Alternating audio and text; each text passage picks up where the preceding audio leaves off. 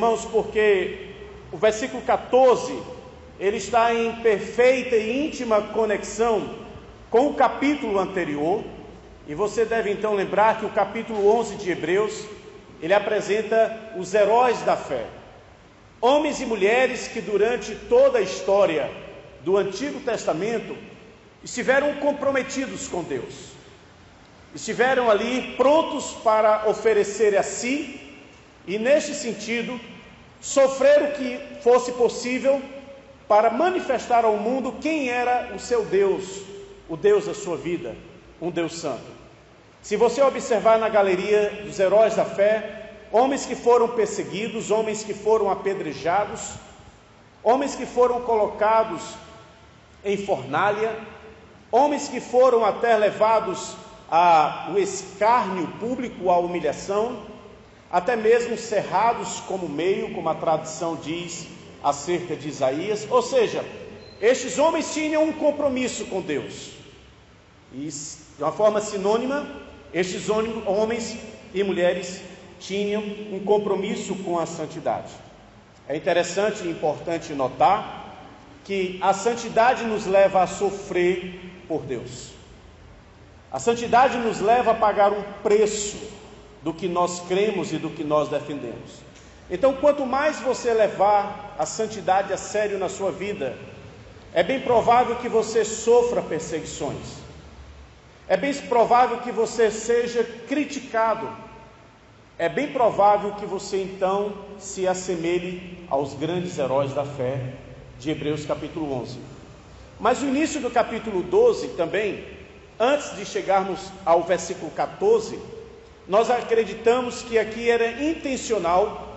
O autor apresenta o Senhor Jesus Cristo e o que ele sofreu.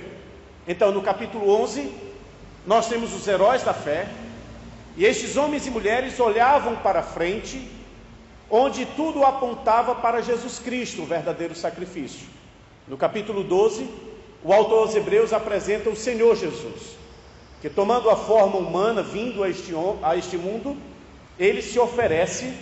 E aqui no versículo 2, eu gostaria que você pudesse notar comigo, Hebreus 12, 2 diz: olhando firmemente para o autor e consumador da fé, Jesus, o qual em troca da alegria que lhe estava proposta, suportou o quê?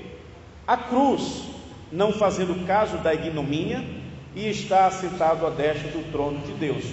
Considerai, versículo 3, pois atentamente aquele que suportou tamanha oposição dos pecadores contra si mesmo, para que não vos fadigueis desmaiando em vossa alma. Ou seja, o autor aos Hebreus está aqui comprometido em desafiar a sua igreja, uma igreja composta de hebreus, a olhar então para os heróis da fé, olhar então para a determinação de vida daqueles irmãos que tinham o seu olhar para Cristo, o autor e consumador da fé. Então todos os heróis da fé, todos aqueles que eram crentes no Antigo Testamento, eles tinham um só foco: olhar para Jesus Cristo. Nós estamos agora também olhando para Jesus Cristo, não para frente no sentido, mas olhando para o sacrifício que ele então ofereceu por cada um de nós. O certo é que tanto a igreja como os santos do Antigo não poderiam tirar o olhar de Cristo. E aqui nós gostaríamos de dizer que santidade é ter os olhos fitos no Senhor Jesus Cristo e no sacrifício que ele ofereceu por mim e você. Meu amado, se você leva a sério a santidade na sua vida, não há como você não olhar para o Senhor Jesus Cristo e o sacrifício que ele então ofereceu na cruz por você. Então o autor aos Hebreus, no capítulo 12, versículo 14, agora ele desafia a sua igreja, aquela comunidade, e ele diz: segui a paz com todos e a santificação. A primeira verdade que nós gostaríamos de apresentar nesta noite, que as Escrituras assim nos levam a entender, é que santidade não é um caminho de exclusão. Não pense em santidade que você agora tem que ser uma pessoa fechada, sisuda, sem graça e que é um homem e uma mulher de poucas palavras. Nada disso. Santidade não é se excluir. Tanto é que a estrutura da carta aos Hebreus mostra que aqueles homens, os heróis da fé, foram homens santos, separados por Deus, mas foram homens e mulheres inseridos numa sociedade, inseridos num contexto, inseridos, irmãos, no meio de pessoas e no meio de um mundo não santo. Olha só, Deus chama para ser santo e Deus chama para apresentar ao mundo a santidade homens e mulheres que vão ser para o mundo referencial. Nós precisamos então pensar em quem são os referenciais da nossa vida. Qual é o referencial que o mundo tem nos dias de hoje? Quem é o referencial? O autor aos Hebreus então apresenta uma galeria de homens e mulheres para que estes homens e mulheres passassem a ser o referencial para aquela igreja. Mas ele não para por aí. Além de apresentar que homens e mulheres santos foram inseridos numa sociedade, num contexto e no meio de pessoas comuns e pessoas não santas, ele também apresenta o Senhor Jesus Cristo. Ninguém existiu mais santo na face da terra do que o próprio Senhor Jesus Cristo. E quando nós olhamos para a vida do nosso Senhor, nós não encontramos o nosso Senhor Jesus Cristo isolado. Nós não encontramos Jesus Cristo não querendo estar perto de pessoas, pelo contrário. Ele está também inserido no meio de pessoas, inserido então em contextos e histórias. Ou seja, tiremos então qualquer má impressão de que santidade não é se envolver no mundo. Santidade é se envolver no mundo, não se envolver com o mundo. É bem diferente. Você deve estar no mundo, você deve estar no meio de pessoas, mas entendendo o seu papel, entendendo, meu amado, a sua responsabilidade.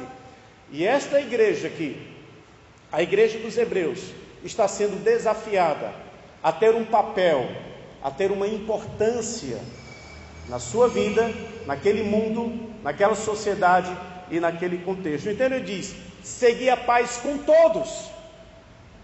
Ou seja, a paz, ela é alcançada por uma nova condição que a pessoa passa a ter com o Senhor Jesus Cristo. Paz aqui não é no sentido de não ter guerra. Paz aqui não é no sentido de não estar envolvido em algum atrito. Não, isso é paz. Mas isso não é paz segundo o que o autor quer despertar. Lembremos das palavras do nosso Senhor Jesus, em João capítulo 14, versículo 27, quando ele diz: deixo-vos a paz. Lembra dessa passagem? Jesus diz: deixo-vos a paz. A minha paz vos dou. Então a paz que o Senhor Jesus tinha e a paz que ele queria oferecer às pessoas era uma paz singular. E ele diz: deixo-vos a paz, a minha paz vos dou, não vos la dou como o mundo a dá. Então há dois tipos de paz. Há uma paz do mundo e uma paz do Senhor Jesus que ele está oferecendo. Essa paz que o autor vai falar é exatamente isso. Você está em paz com Deus, você ter a paz que o Senhor Jesus Cristo ofereceu. Os heróis da fé só foram heróis da fé e só suportaram o que suportaram porque eles tinham paz em seus corações. Todos os crentes só são crentes de fato e só estarão dispostos a enfrentar o que vão enfrentar se eles estiverem em paz no seu coração. A paz de Cristo, não uma paz efêmera, não uma paz circunstancial, não uma paz de momento. O que o autor está querendo dizer é que não importa o que você venha sofrer, você deve ter a paz verdadeira na sua vida. Você tem, meu amado, essa paz? Irmão Edson, pode me trazer um copo com água, meu querido, por gentileza? Obrigado. Você tem essa paz? Paz no seu coração, independente do que esteja acontecendo? Essa é que é a paz necessária. E essa paz tem tudo a ver com a santidade. Então, a paz alcançada por uma nova condição que o Senhor Jesus Cristo nos oferece. Marque Hebreus capítulo 12 e vamos voltar um pouquinho para o livro de Efésios capítulo 2. Efésios capítulo 2. Marque Hebreus.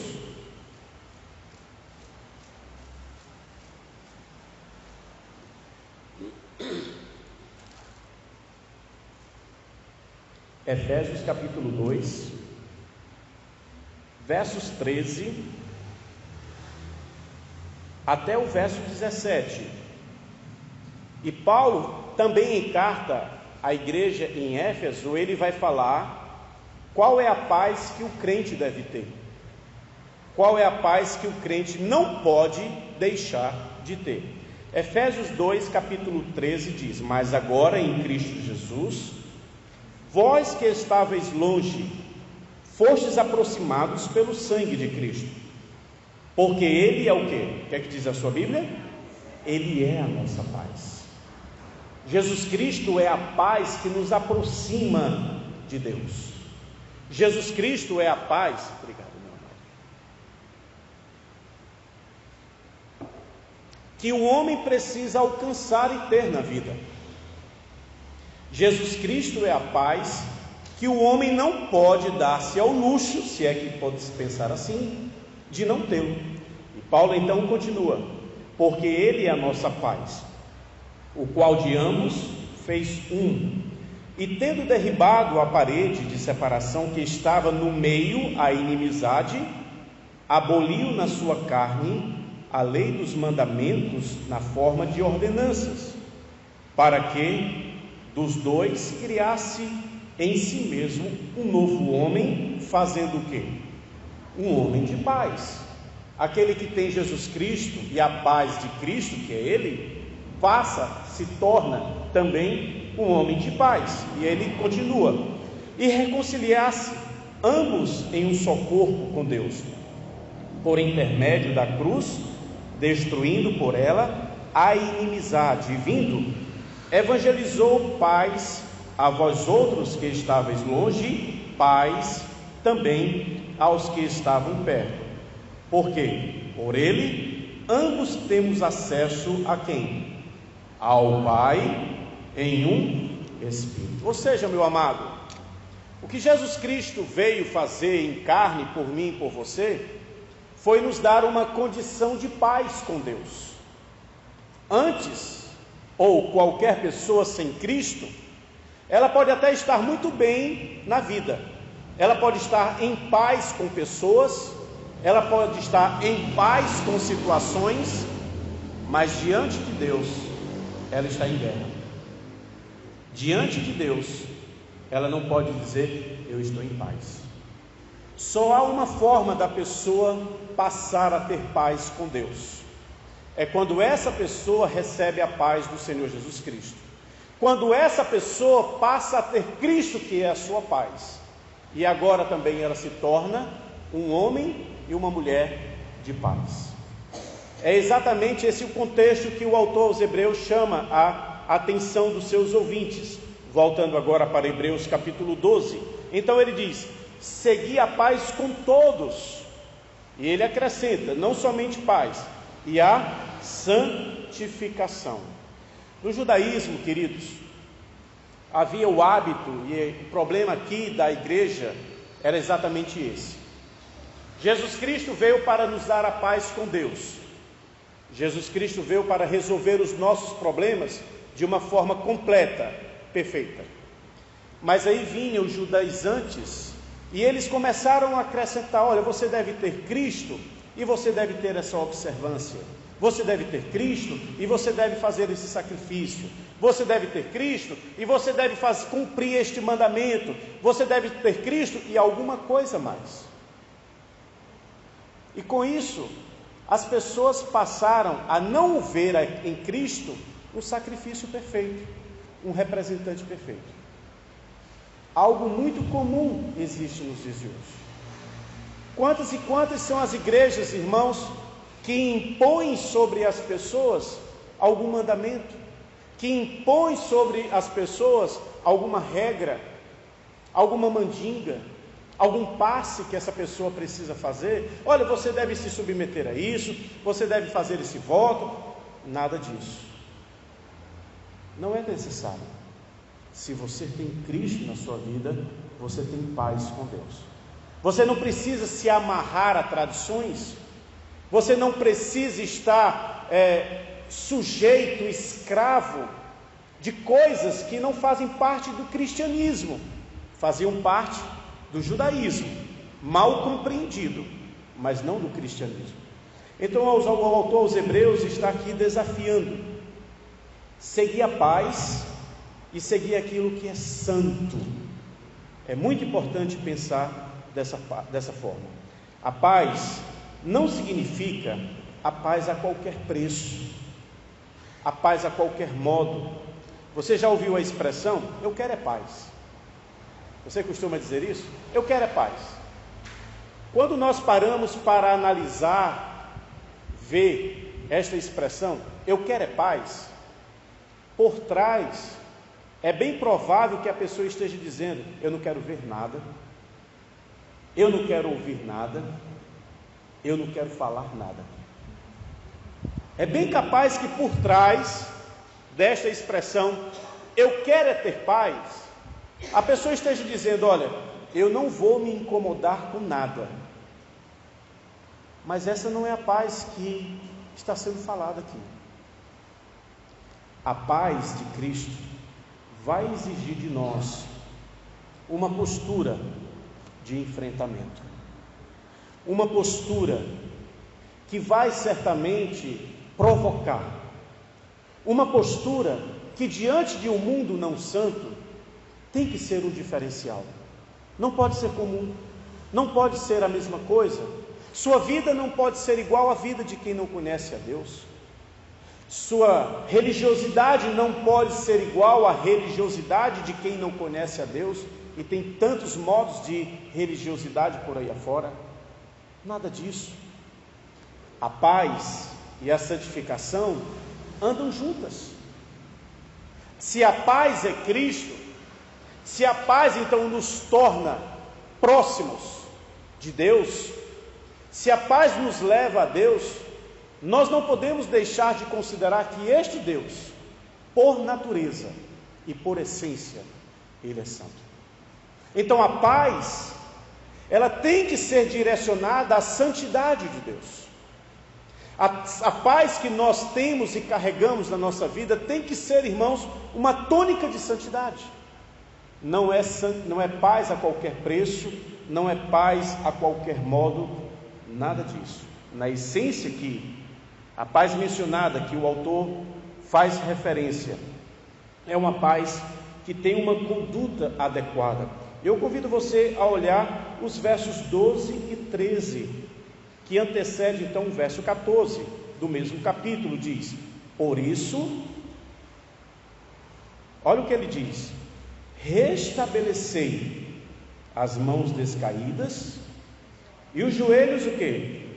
Trôpegos, e fazei caminhos retos para os pés, para que não se extravie o que é manco, antes seja curado. Você não pode levar uma vida de atropelos. Se você leva uma vida em santidade, se você leva uma vida em paz, você tem que observar a sua conduta, observar a sua vida e entender que é através da sua vida que Deus então chamará a atenção aqueles que não são santos, chamará a atenção aqueles que não têm Cristo, chamará a atenção aqueles que andam então sem Deus. Como igreja, nós não podemos, irmãos, oferecer nenhum outro tipo de paz que não seja esse. É muito importante nós entendermos o significado de ser igreja, fazer parte de uma igreja. Qual é a implicação disso na minha vida? Qual é a implicação disso na sua vida? Você está aqui você faz parte dessa igreja, Deus tem um propósito de ter te trazido para cá. Deus tem um propósito de fazer com que você congregue com outros irmãos nessa igreja. Deus tem propósito de fazer com que esta igreja esteja situada neste bairro. Deus tem propósito de fazer com que esta igreja esteja rodeada de pessoas, irmãos. Deus tem um propósito de alcançar. Deus tem um propósito de se revelar. E como é que você acha que Deus se revela? É através da sua vida. É através do seu proceder. É através do nosso testemunho. Olha como isso é grandioso. Sua vida deve impactar. Sua vida leva uma mensagem poderosa. Sua vida leva então uma mensagem de aproximação entre pessoas perdidas para pessoas alcançadas no Senhor Jesus Cristo. E o papel dessa igreja é que essa igreja não pode oferecer nenhum outro tipo de paz à parte da paz que está sendo aqui oferecida, a paz do Senhor Jesus Cristo. A igreja contemporânea, você deve concordar comigo, se você for um bom observador, a igreja contemporânea, ela tem oferecido um tipo de paz que põe as pessoas em guerra com Deus. Porque as pessoas estão vivendo em paz, mas não é uma paz com Deus, é uma paz circunstancial, uma paz de não afrontar, uma paz de não perturbar, de não incomodar. Mas, irmãos, onde o cristianismo verdadeiro não incomoda, onde o cristianismo verdadeiro não confronta. Se você é um bom leitor das Escrituras, você há de notar que a essência do cristianismo é colocar o homem diante de Deus. Esse é o propósito do cristianismo. Quando uma igreja prega um cristianismo, quando a igreja prega um evangelho que não confronta o homem pecador, o homem em desobediência, e não apresenta esse homem diante de Deus, ela não está servindo a Deus, ela está prestando um desserviço a Deus. E meus amados irmãos queridos, longe de nós sermos uma igreja assim, longe de nós sermos uma igreja sem gosto, sem tempero, uma igreja sem luz, longe de nós sermos uma igreja amável para o mundo, mas no sentido de deixar com que o mundo ande do jeito que bem quer e pensa. Longe de nós isso. Sabe por quê? Porque nada vale estar em paz com o mundo se você está em guerra com Deus. Pense bem. Hoje, olhando a sua vida, o seu testemunho, olhando o propósito de Deus ter lhe alcançado, meu amado, que preciosa salvação Jesus Cristo nos oferece, porque foi através do seu sangue, um sangue que foi caríssimo, um sangue sem defeito, um sangue sem mácula. Você pode dizer que a sua vida tem um preço, e um preço muito alto. Sua vida não pode sair de graça, você não pode viver de graça. Você foi comprado por um preço, e o valor foi altíssimo. Então, meu amado, como você tem vivido neste mundo como santo? Como você tem levado o significado de uma vida santa no mundo não santo?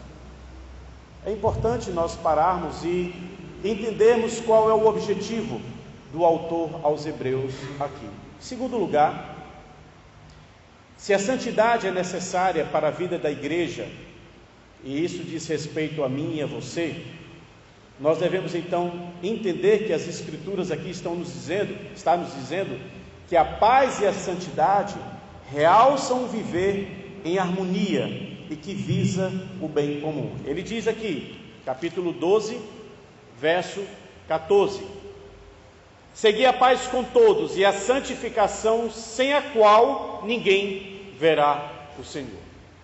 Na essência da igreja, duas coisas devem estar presentes: a paz e a santificação.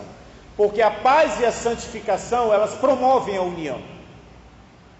A paz e a santificação unem pessoas. A paz e a santificação faz com que nós falemos a mesma coisa, pensemos a mesma coisa e também façamos coisas comuns. A paz e a santificação. Mas se nós deixarmos um destes elementos de fora da nossa vida, nós vamos criar contenda ou viver em contenda. E o prejuízo de quem vive em contenda é que ele não verá o Senhor. O autor aqui está dizendo, sem a qual ninguém verá o Senhor. E ele diz no versículo 15, atentando diligentemente, porque ninguém seja faltoso, separando-se da graça de Deus, nem haja alguma raiz de amargura, que brotando vos perturbe, e por meio dela muitos sejam contaminados. Ou seja, o coração da igreja precisa estar bem, para que as atividades da igreja estejam também. O coração da igreja precisa estar em paz e precisa ser santo, para que as nossas atividades aqui, para o que nós vamos fazer aqui, esteja bem aprovado diante de Deus. A mensagem trazida à igreja contemporânea é que ela precisa levar em conta que, se ela abre mão da paz, ela compromete a santidade. A igreja contemporânea que tira o sacrifício de Cristo, que minimiza a obra de Cristo, que deixa de apresentar o homem diante de Deus, fazendo com que esse homem se sinta bem no meio dela, isso não é viver em paz. E se você parar para pensar o perigo então de uma igreja que deixa de apresentar a paz em Cristo, que deixa de apresentar o homem diante de Deus, é que este homem entra, começa a fazer parte da igreja, mas ele não é convertido, ele não é transformado. E a presença deste homem na igreja, a presença de pessoas que não são alcançadas, salvas por Cristo, que não são apresentadas primeiramente diante de Deus, é que com o passar do tempo, irmãos, as atividades dessa igreja serão comprometidas e não mais será algo santo, não serão atividades santas. E aí a consequência está no próprio texto: a desunião, a falta, começa então a pairar, a raiz de amargura começa então a brotar, e tudo começa a ser comprometido, por conta dos dois principais pilares, a paz e a santidade. Então nós precisamos, como igreja, você como crente, você precisa entender, aqui se aprende o que você aplica na sua vida, aqui se aprende o que você aplica na sua casa e na sua família também. Então o importante é você estar atento. Nós precisamos, irmãos, ser criteriosos no que promove o nosso bem comum. É muito bom uma igreja ter atividades, e nós não somos contra atividades. Tanto é que no próximo sábado nós temos marcado um social aqui na igreja, com todas as sociedades, com todas as crianças, porque nós estaremos fazendo um desfecho do Família a Gosto de Deus, próximo sábado. Mas olha só, pensar numa atividade pela atividade não tem sentido. As atividades da nossa igreja, elas devem e ganham sentido quando elas são para santificação, para nossa santificação. Então nós precisamos ser criteriosos no que promove o nosso bem comum. E o bem comum aqui não é que nos divirta, não é que a gente se sinta bem. O bem comum aqui é que a gente esteja diante de Deus de uma forma adequada, separado do mundo. A advertência aqui da seriedade ou da falta de seriedade é de uma igreja não ver o Senhor. Note que o autor aos Hebreus, ele diz, sem a qual ninguém verá o Senhor.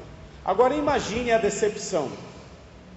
Imagine o que é, irmãos, você fazer parte de uma igreja cheia de atividades.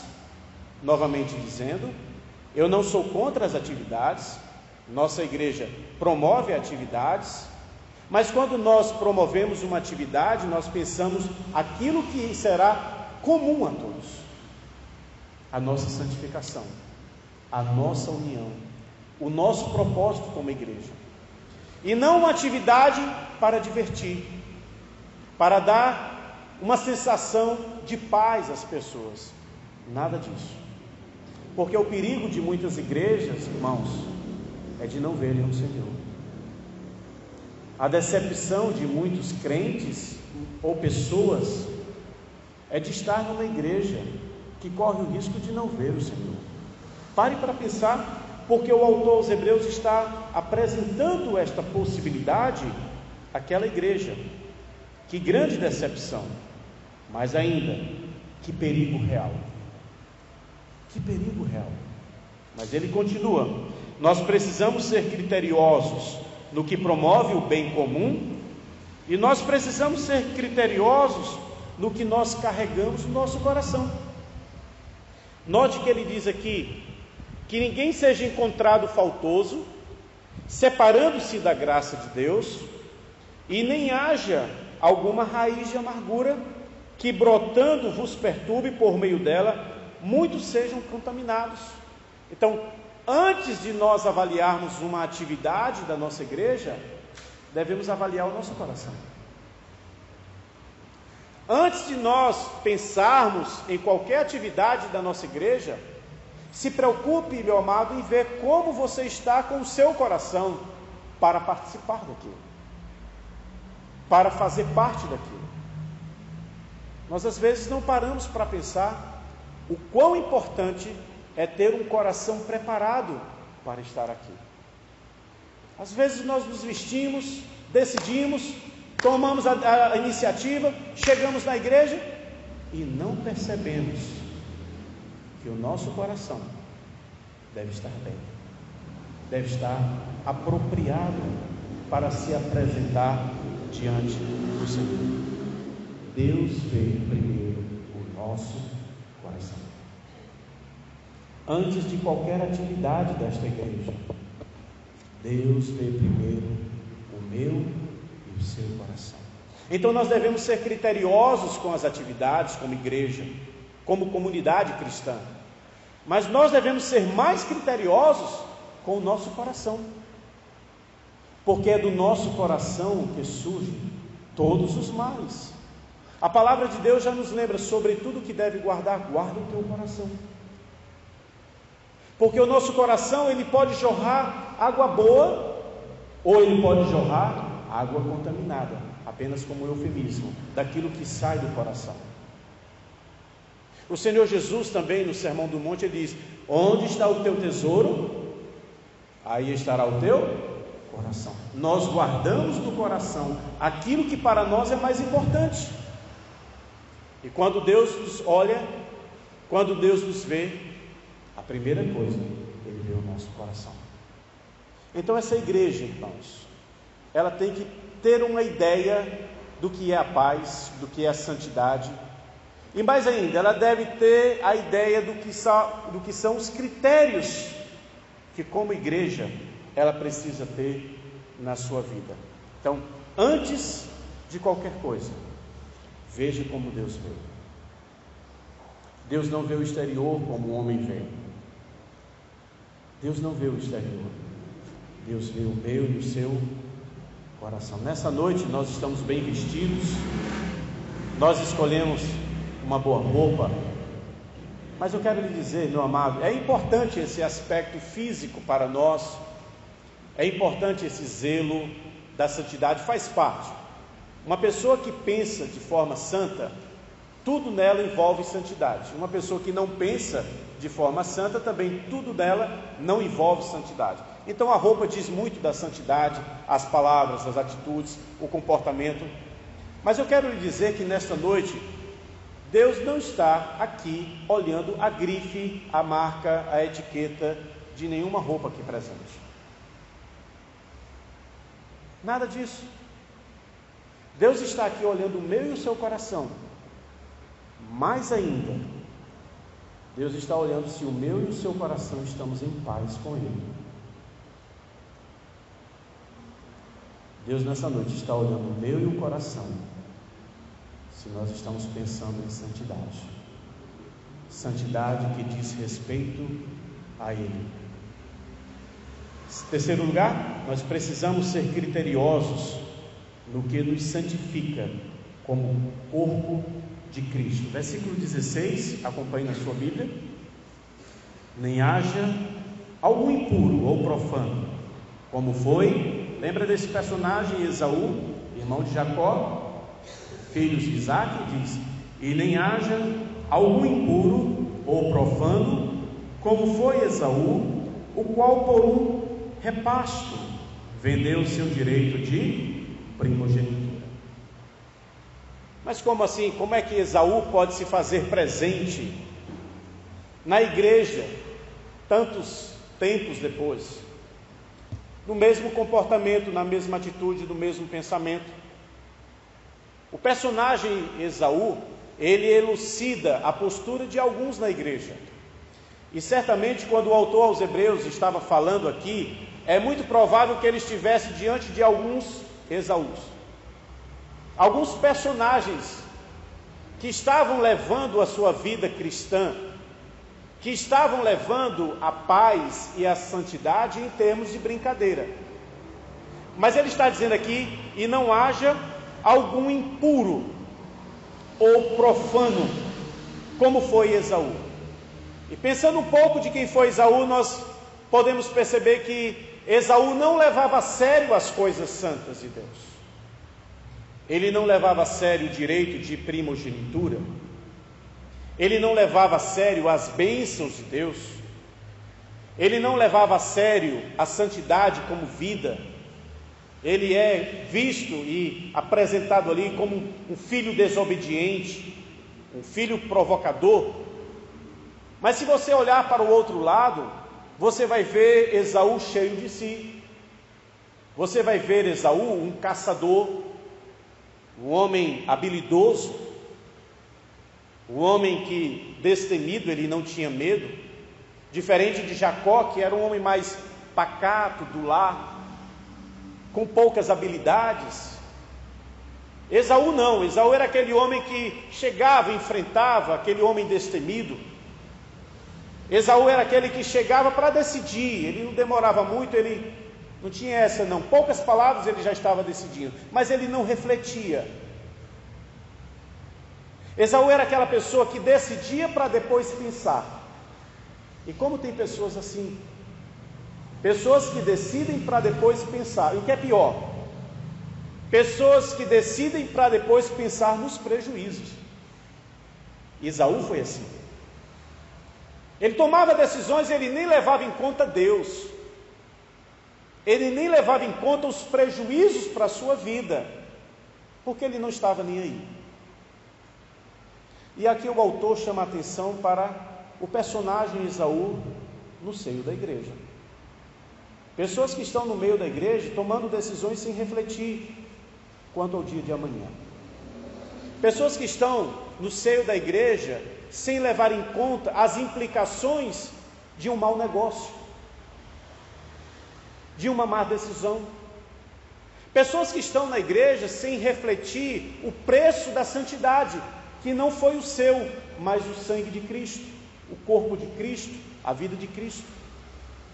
Pessoas que estão como Esaú, se achando habilidosos, valentes, corajosos, destemidos, mas que não param para pensar os valores de Deus.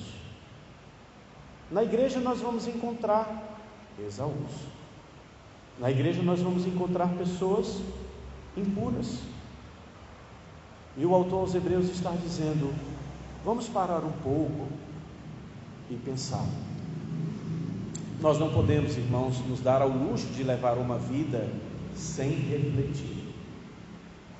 Se existe prejuízo na vida do homem, é quando o homem vive sem refletir.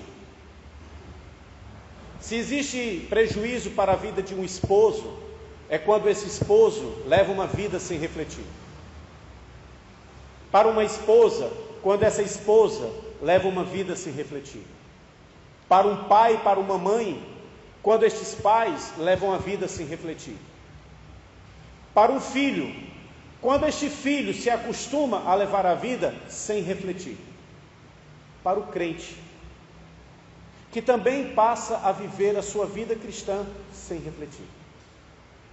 Eu não sei se você tem esse hábito, mas de pronto eu quero lhe dizer que é um mau hábito. Se existe algo que a Bíblia nos chama a atenção, é que a vida cristã está associada a antes refletir. Refletir. Para nós não sermos aqui como Esaú, que fez as suas piores trocas, as suas piores escolhas, mesmo que depois corresse atrás para desfazer o prejuízo. E a Bíblia diz: não conseguiu. Algumas decisões da nossa vida não podem mais voltar atrás. Alguns prejuízos, irmãos, na nossa vida não podem mais ser desfeitos. Por isso o valor de nós entendermos o propósito de uma igreja na nossa vida, de nós entendermos o propósito de uma igreja na nossa família, de nós entendermos o propósito de uma igreja no mundo. Nós não estamos aqui por um acaso. Nós estamos aqui porque Deus refletiu, pensou, tintim por tintim, quão importante era a sua vida, quão importante é a vida desta igreja, quão importante é Ele se revelar através de você. Então nós precisamos ser criteriosos, sim. Uma igreja que não pensa no que ela começa a fazer o que ela não foi chamada para fazer, não foi chamada para ser. E aqui nós podemos tirar algumas implicações para irmos à conclusão. Valores como paz e santidade são valores inegociáveis. Nós não podemos, irmãos, negociar paz e santidade. Nós não podemos negociar. Algumas coisas na vida nós podemos até negociar, mas paz e santidade são inegociáveis. E quando nós negociamos, o preço que se irá cobrar é muito alto. Valores espirituais não podem ser vistos por nós como valores secundários. Tanto faz como tanto fez. Tanto faz vir à igreja como ter ficado em casa. Tanto faz estar na igreja como estar em outro canto. Quem pensa assim não está refletindo acerca dos prejuízos da sua vida. Quem pensa assim não está refletindo acerca da santidade de Deus na sua vida. Tanto faz eu estar aqui como não estar. Se esse tem sido um pensamento corrente na sua vida, dê um basta nisso.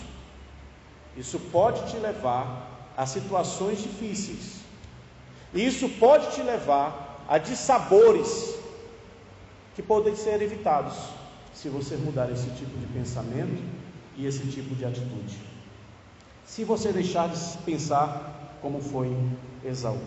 Fazer parte de uma igreja, ser igreja, entenda isso, não te dá carta branca para andar descuidadamente.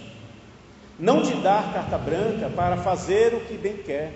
Pelo contrário, ser igreja, fazer parte de uma igreja, é assumir mais compromissos. É entender o real sentido de você existir dentro de um propósito eterno. É você entender que a sua vida hoje e a sua vida amanhã está nas mãos do Senhor, e que você não vive porque você quer, do modo como você quer, mas você vive segundo Deus. Para nós encerrarmos, versículo 17: pois sabeis bem que posteriormente, querendo herdar a bênção, foi rejeitado, pois não achou lugar de arrependimento com lágrimas, ainda que, embora com lágrimas, o tivesse buscado. Aqui é um lado da história que nós não vemos só ele se lamentando diante do seu pai. Quando ele chega e Jacó, seu irmão, já tem recebido a bênção, já tinha saído da presença de Isaac, e quando Esaú chega, então não há mais bênção. E ele pede para o seu pai: nenhuma bênção sobrou, a não ser de você ser servo do seu irmão. Essa é a bênção. E a Bíblia diz aqui, irmãos, que ele chorou. E o choro pode traduzir, pode refletir a sinceridade, o arrependimento. Mas segundo o que o autor sagrado nos leva a entender, mesmo chorando aqui, não encontrou lugar de arrependimento no coração dele. Então aqui não era arrependimento, era um choro de remorso, que é bem diferente de um choro de arrependimento. Por algumas vezes eu fiquei intrigado. Como é que alguém chega diante de Deus chorando, pedindo o favor de Deus e não recebe o favor de Deus?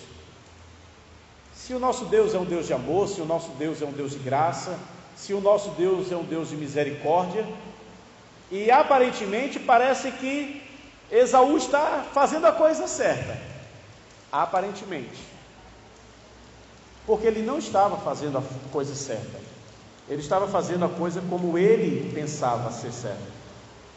Então, qual o problema de Esaú e qual o problema de alguns? Primeiro, tratar as coisas santas como coisas comuns. Eu gostaria que você pudesse pensar nesta noite, já que você não pode sair, está chovendo, então um pouquinho mais de sua paciência. O que você considera ser santo na sua vida? Você pode rapidamente pensar. O que você tem na sua vida como sendo santo? Identificou? Como você tem levado isso na sua vida? Aquilo que você identificou como santo, separado, relacionado a Deus, porque a palavra santo significa separado, destinado a Deus. Ninguém é santo para si próprio. Você só é santo para Deus. Deus é o referencial de santidade. Não há referencial de santidade além de Deus. Então, na sua vida, aquilo que é santo, como você tem levado? Nós podemos identificar que aquilo que era santo na vida de Esaú, ele levava de qualquer forma. Aí é onde está o perigo. Aquilo que era santo na vida de Esaú, ele levava de qualquer forma. Segundo, ele ignorava a necessidade de comunhão com seu irmão. Nós não encontramos passagens onde Esaú estivesse em comunhão com seu irmão. Às vezes que Esaú aparece com seu irmão, é na barganha, é numa troca. Parece que esses dois irmãos dentro de casa, pouca palavra tinha, pouco momento de comunhão eles tinham. Eles não aparecem, por exemplo, como Caim e Abel oferecendo sacrifícios juntos. Sempre quando um chega, parece que o outro está saindo. Então olha só, ele ignorava a necessidade de comunhão. E o texto faz: seguir a paz e a santificação com todos, comunhão. Terceiro, ele se achava o tal. Ele se achava habilidoso, corajoso, o queridinho do papai. E ele era.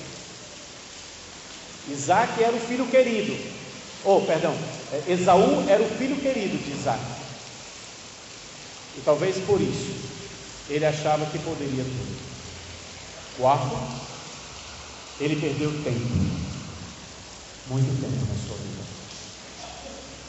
Se existe algo que o texto nos leva a pensar, é que quando Esaú chegou, já não tinha mais tempo. Meus amados irmãos, não perca tempo na sua vida. Sua vida é preciosa. O propósito de você ser crente é precioso. Não perca tempo na sua vida. Aplique-se mais à santidade.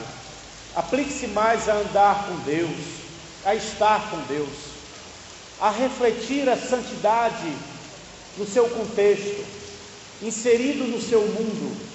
Reflita mais de Deus, onde você estiver, seja mais santo e busque ser mais santo.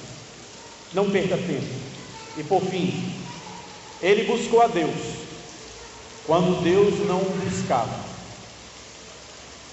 A palavra do Senhor diz em Isaías: buscar-me-eis e me achareis, quando me buscardes de todo o vosso coração. Buscar a Deus não resolve o problema. Você deve buscar a Deus como Deus quer que você busque, no tempo dele, não no seu tempo. Ele buscou a Deus, o texto é claro, né? Ele, querendo herdar a bênção, foi rejeitado, pois não achou lugar de arrependimento, embora com lágrimas o tivesse buscado. Por 2 vezes ele buscou e ele buscou, mas ele buscou a Deus quando Deus não o buscava. Procurou a Deus quando Deus não o procurava. Pense bem, isso faz parte da vida, das oportunidades que Deus diz: vinde a mim. Que Deus diz: buscar-me-eis e me achareis. Que Deus diz: venha, venha. Mas você vai deixar Deus esperando até quando? Humanamente falando, você pensa que a decisão está com você? Você pensa que o tempo é seu? Você pensa que a situação é você que administra? Se você pensa assim, você pensa como Esaú. Se você pensa assim, você pensa como aqueles cristãos na igreja dos Hebreus. E o autor a carta, ele diz: cuidado, você pode buscar numa hora que não tem mais como. Curve sua cabeça, meu amado, feche os seus olhos, medite na mensagem que você acabou de ouvir.